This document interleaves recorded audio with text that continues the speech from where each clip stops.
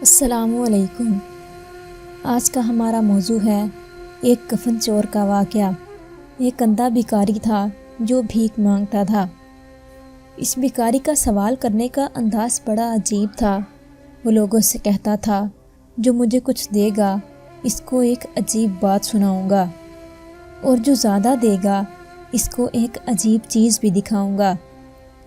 ابو اسحاق ابراہیم رحمۃ اللہ علیہ فرماتے ہیں، ایک شخص نے اس فقیر کو کچھ دیا تو میں اس کے پاس کھڑا ہو کر اسے دیکھنے لگا۔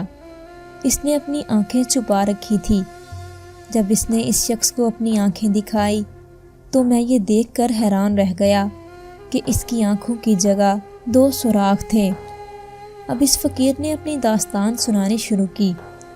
وہ کہنے لگا، میں اپنے شہر کا نامی گرامی کفن چور تھا اور لوگ مجھ سے خوف زدہ رہتے تھے۔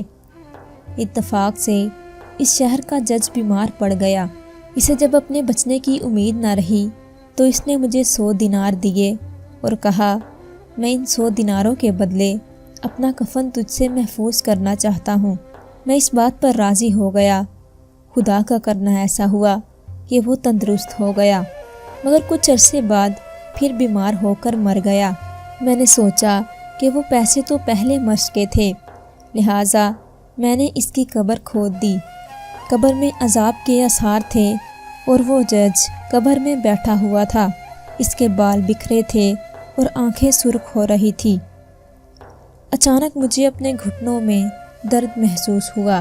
اس کے بعد کسی نے اچانک میری آنکھوں میں انگلیاں گھوم کر مجھے اندھا کر دیا اور مجھے کہا، اے دشمن خدا، اللہ کے رازوں پر کیوں مطلع ہوتا ہے؟ اس طرح میری آنکھوں کی روشنی کے ساتھ ساتھ میری آنکھیں بھی نہ رہیں اور خدا کا قہر مجھ پر نازل ہوا۔